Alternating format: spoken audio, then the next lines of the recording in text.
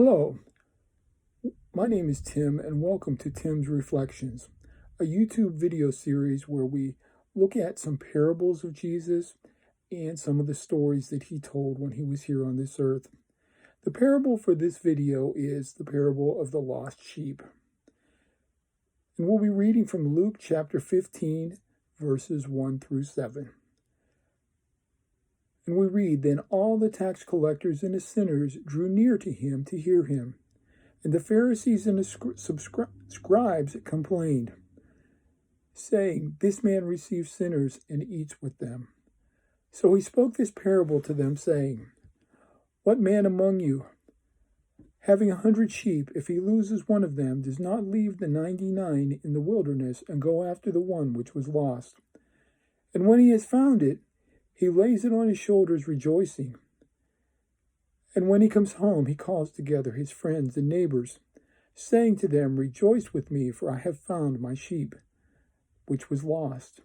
I say to you that likewise there will be more joy in heaven over one sinner who repents than over 99 just persons who need no repentance.'"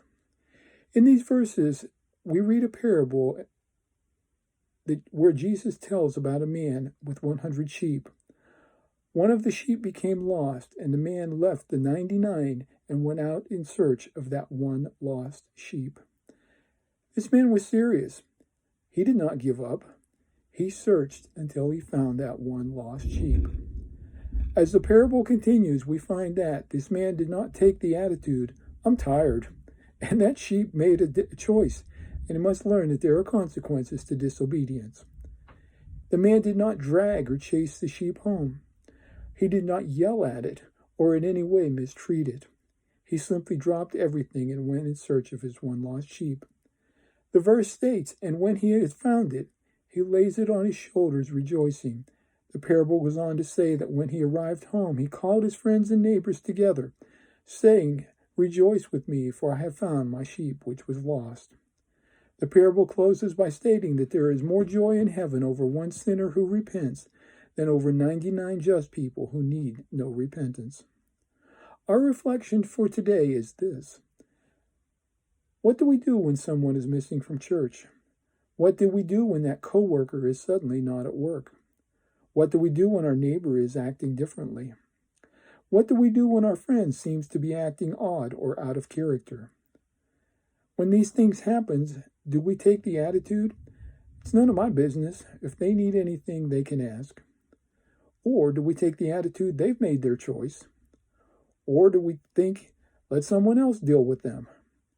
Considering that the man with the lost sheep went out searching, here are some suggestions. Number 1, for that person missing from church, call them on the phone and make sure they're okay. Stop by their house and check on them. It may be that they're discouraged and need a friend.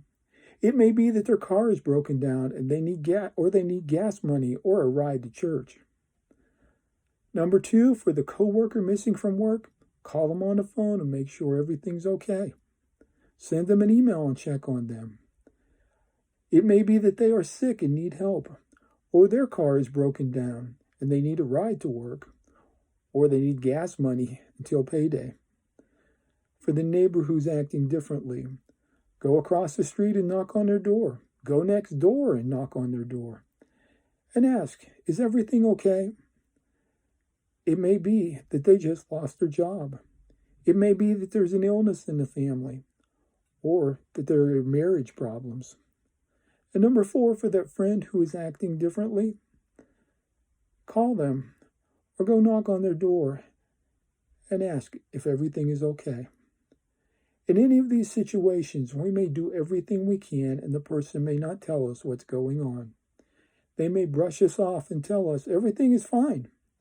But I'm convinced that if we are part of someone's life and we're showing them true friendship, they will either tell us what's going on or we will figure it out. Sometimes people just need a friend. They need someone to listen. They need to know that someone cares. When Jesus was on this earth, he showed true friendship. He showed people that he cared. He treated them with respect. And he calls on us, each one of us today, to be like him. The question for you and me today is, will we truly be a friend and love people like Jesus, or will we ignore the needs of hurting people around us? In closing, this is Tim with Tim's Reflections. Thank you for listening and watching the video. If you found this reflection thought-provoking, please leave a thumbs up and a comment. Also, hit the subscribe button below. Lastly, I would appreciate knowing what your favorite story or parable from the life of Jesus is. I may just use it sometime in the future.